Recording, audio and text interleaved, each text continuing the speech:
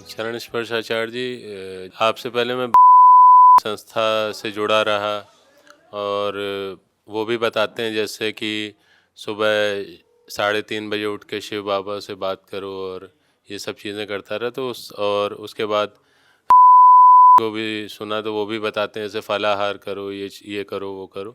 उसमें हुआ क्या कि आगे बढ़ने के बजाय मेरी प्रगति पीछे को होने लगी। डिप्रेशन की दवा ववा भी लेता था तो उल्टा पुल्टा सब समझ में आने लगा। लेकिन फिर क्या हुआ, जैसे जैसे आपको सुनना चालू किया तो चीज़ें बेहतर होती गईं। और जैसे आपने संगत पे बहुत जोर दिया है तो अब पहले तो मैं किरणें भेजा करता है, जैसे बताते हैं किरणें भेजो और ऐसे विचार करो, यहाँ से वाइट बॉल भेजो, ब्लैक बॉल भेजो, लेकिन उससे कुछ हो नहीं रहा था। उनकी सब प्रक्रियाएं करता रहा, उससे कुछ हुआ नहीं। आपको सुनने के बाद मैंने संगत बदली, जहाँ मैं समय देता था वो बदला।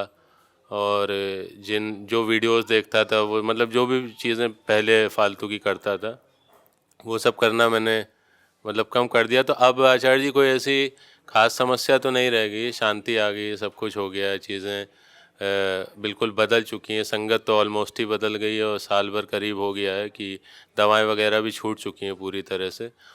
बस एक समस्या रह गई है कि हफ्ते 10 दिन में कभी कभी जैसे कोई बॉलीवुड मूवी वगैरह देखने का मन होता है, कभी वाइफ भी मुंह बनाती है, बाकी सब तो चीज़ें बेहतर हो गई। तो बस यही आपसे पूछना है कि बॉलीवुड मूवीज़ कभी कभी देख सकता हूँ, क्योंकि जब भी ऐसा लगता है कि 2-3 घंटे वेस्ट करूँगा तो कहीं ऐसा ना हो पुरानी लाइफ वैसी हो जाए जैसा मन ख़राब हो जाए। तो बस आपसे यही पूछना है कि हफ्ते 10 दिन में अगर कभी मन करता है तो बॉलीवुड मूवीज़ देखूं या नहीं देखूं, बस एक थोड़ा यही भय रहता है। पता चला है संस्थाओं का नशा करता है।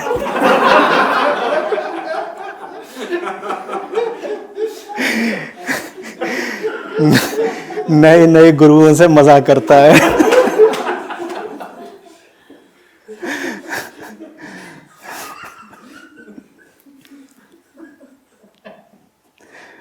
क्या बोलूं भाई, इसमें कुछ है नहीं। अब जो था वो निपट गया। क्या अंतिम समस्या ये फिल्मों वाली बची है? हाँ, कभी बस यही, मतलब ज़्यादा बड़ा कोई मुद्दा तो नहीं है, कभी कभी मन होता है तो देखूंगी। क्या फिर मतलब क्या ये रहता सुना? है मन नहीं खराब हो, बस ये। छोड़ो, बाकी सब देख लो तो फिल्म, चेंज कोई हो गई, बात नहीं। लाइफ बिल्कुल चेंज ही हो गई अब कोई। खुश हो गए?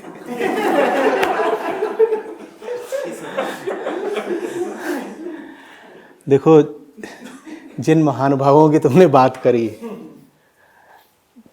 एक और तो मुझे ये अपनी जिम्मेदारी लगती है कि मैं उनकी तारीफ़ें करता रहा करूं, और दूसरी ओर मुझे फिर ना घिन सी भी आती है बार बार इस तरह के लोगों का, संस्थाओं का नाम ज़बान से निकालने में। तो इसलिए उनके बारे में कुछ नहीं बोलना चाहता। हम सब अच्छे लोग हैं, प्यार से मिले हैं, क्या गाली गलौज करें।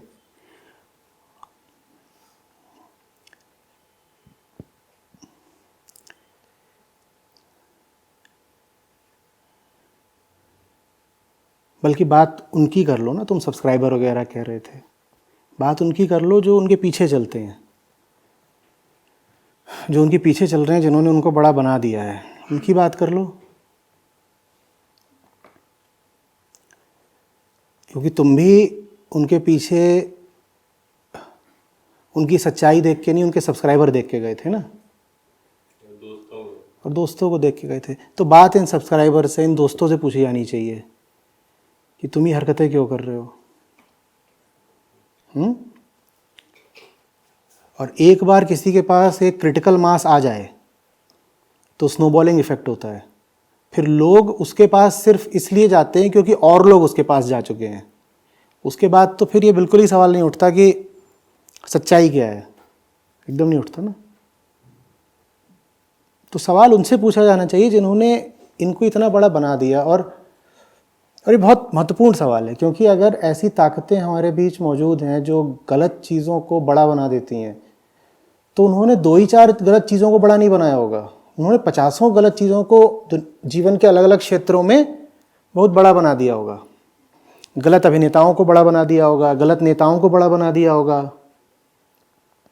गलत लेखकों को बड़ा बना दिया होगा, गलत विचारकों को बड़ा बना दिया होगा, है ना।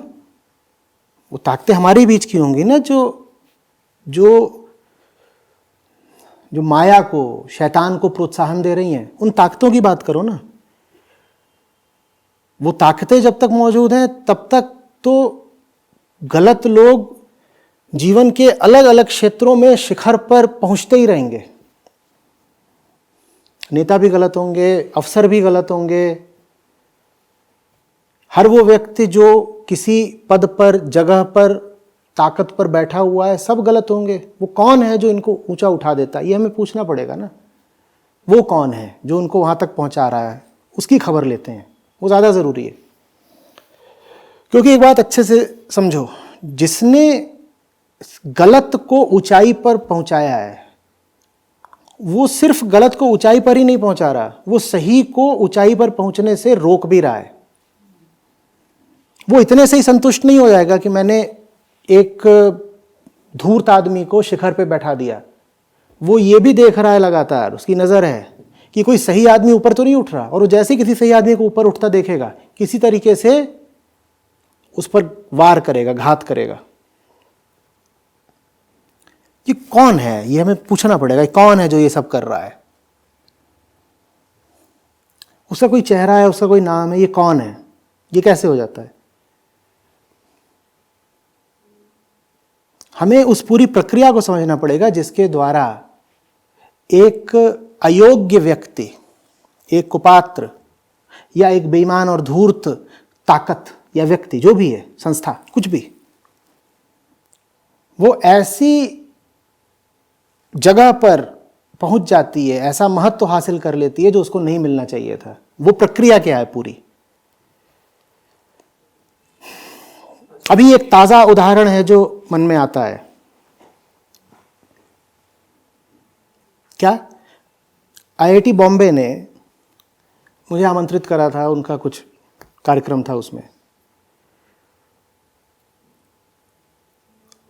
फिर उनकी ओर से सूचना आई, मुझे मालूम नहीं, उनकी ओर से जो हमें संस्था में सूचना आई कि उनके किसी प्रोफेसर ने कहा कि नहीं नहीं नहीं, इनको मत बुलाओ, इनकी जगह उन्हीं देवी जी को बुलाओ जिनका आपने नाम लिया, किरणें वगैरह। तो फिर देवी जी वहाँ गई कि नहीं कि मैं सब जानता नहीं हूँ, जितनी मुझे सूचना आई मैंने बताया। और ये हाल आईआईटी का है। आईआईटी की संस्थापना अंधविश्वास फैलाने के लिए की गई थी। आईआईटी में जाकर के आप ये सब बातें करें कि पानी में किरण डाल दो, और फलाने की आत्मा फलानी दीदी में या दादी में साल में एक बार उतरती है, और फिर वो कुछ कुछ ऐसे ऐसे जो भी है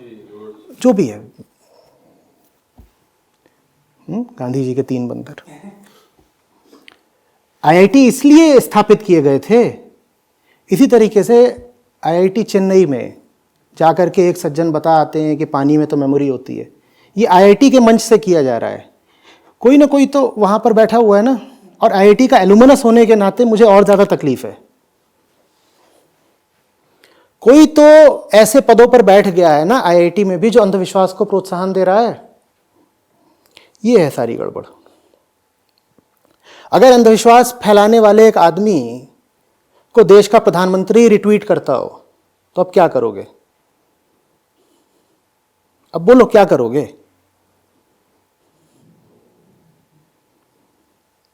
उस व्यक्ति की अपने आप में क्या हैसियत है? कुछ नहीं, ऐसे ही अपना कोई। बहुत सारे यहाँ ऋषिकेश चले जाओ, यहाँ पर घूम रहे हैं योगा ट्रेनर, कुछ नहीं।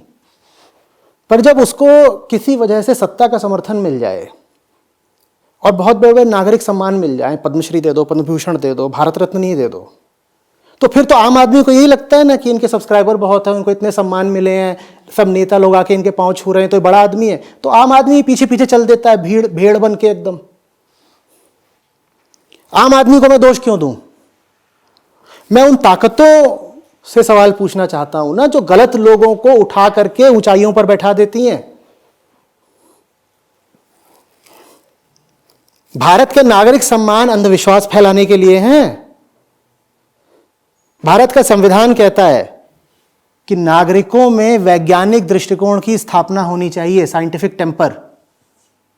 तो आपने भारत के नागरिक सम्मान एक अंधविश्वास फैलाने वाले आदमी को दे कैसे दिए? कैसे दे दिए? अब तुम्हारे जैसे हजारों लोग फिर पीछे पीछे चलेंगे कि नहीं देखो ये तो वहां गए थे, राष्ट्रपति ने खुद इनको दिया है, तो ये तो अच्छे ही आदमी होंगे। और जिन्होंने उनको उठा करके वहां बैठाया ना, कोई मैं जितनी बातें बोल रहा हूं ये सारी बातें नोट करते जा रहे हैं, और मैं उनकी हिट लिस्ट में बहुत ऊपर हूं। तुम्हें लग रहा है मुझे छोड़ देंगे?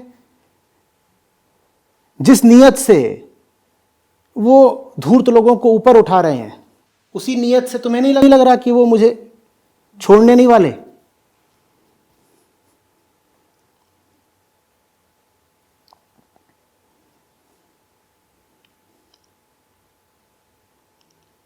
उनसे सवाल पूछो ना। तुम तो कुछ नहीं हो, तुम तो मोहरे हो। तुम्हें तो जिधर भीड़ दिखती है तुम पीछे पीछे चल देते हो। सवाल ये पूछा जाना चाहिए कि भीड़ जुटाने वाला कौन है? वो मास्टरमाइंड, वो शातिर आदमी कौन है जो भीड़ की व्यवस्था कर रहा है?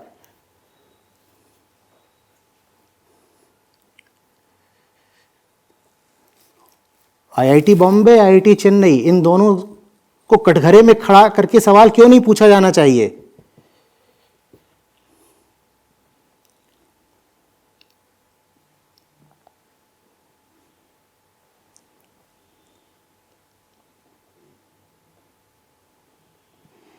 ये तो दो उदाहरण है। मैं इनकी पूरी कुंडली से वाकिफ़ नहीं हूँ। मैं नहीं जानता इनके पीछे कौन सी ताकतें हैं, इन्हें फंडिंग कहाँ से आती है, इन्हें समर्थन कहाँ से मिलता है, कौन किस राजनेता से जुड़ा हुआ है, किसका क्या चल रहा है, मैं ये सब नहीं जानता। पर अगर तुम उत्सुक हो तो पूरी छानबीन जांच पड़ताल कर लेना। ऐसी ऐसी मनोरंजक सामग्री मिलेगी कि हक्के बक्के रह जाओगे। मैं नहीं जानता हूँ, मुझे उतना ही पता है जितना सामान्य मीडिया में आ जाता है सामने। तो मेरे पास करने के लिए ज़्यादा महत्वपूर्ण काम है, मैं उनमें लगा हुआ हूँ।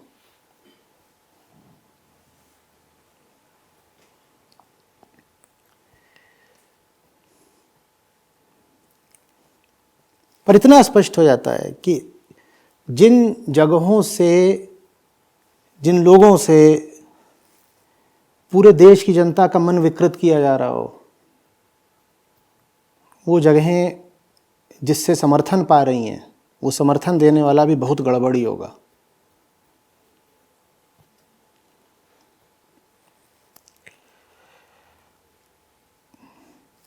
ऐसे तो पूरी दुनिया ही अपनी है, चीनो और अब हमारा सारा जहां हमारा। लेकिन ये भारत है ना, इससे बड़ा प्यार रहा है।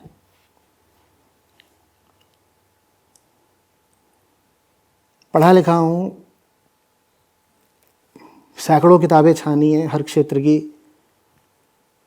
अब अध्यात्म तुम्हारे सामने है, तो इतना बता सकता हूँ कि भारत की दुर्गति में झूठे अध्यात्म का, अंधविश्वास का जो रोल रहा है, उससे ज़्यादा कुछ नहीं।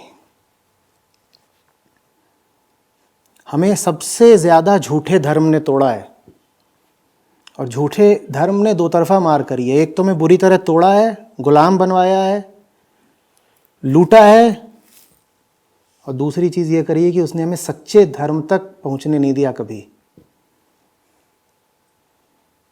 वो सच्चा धर्म मौजूद रहा है, वो बैठा हुआ है हमारे उपनिषदों में।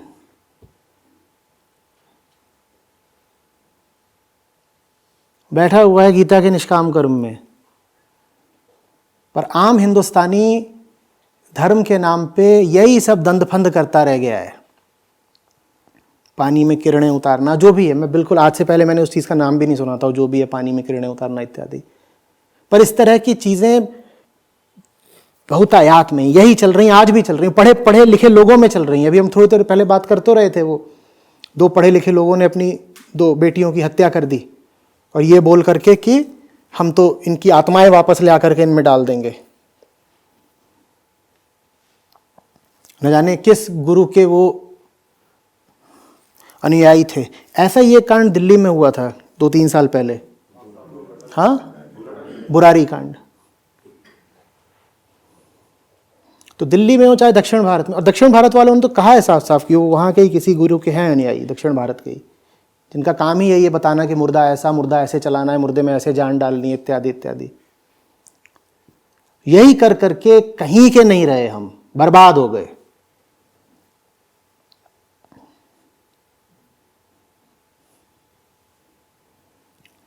तुर्क, अरब, मंगोल, मुगल, ब्रिटिश, फ्रेंच, पोर्टुगीज, डच। बताओ किसने किसने नहीं लूटा हमको? मैं उनको क्यों दोष दूं कि उन्होंने हमें लूटा? तुम दुनिया के सबसे बड़े देश, तुम भीतरी तौर पर इतने कमजोर कैसे हो गए कि वहां हजारों मील दूर से जहाज पे बैठ के आते थे और तुमको पीट के निकल लेते थे? ऐसा कैसे हो गया? कैसे हो गया? उसकी वजह यही है, यही अंधविश्वास। अंधविश्वास, झूठ को प्रोत्साहन, और झूठ बिल्कुल प्राणघाती हो जाता है जब वो धर्म की शक्ल ले लेता है। अब वो झूठ कहाँ रहा? अब तो धर्म हो गया ना वो। और ये सब धर्म के नाम पर चलता है, ये करना वो करना। आज भी पूर्णिमा है, जाओ कुछ कर लो इधर उधर दंत फंद, उससे क्या पता तुम में कुछ सिद्धियां जागृत हो जाएं।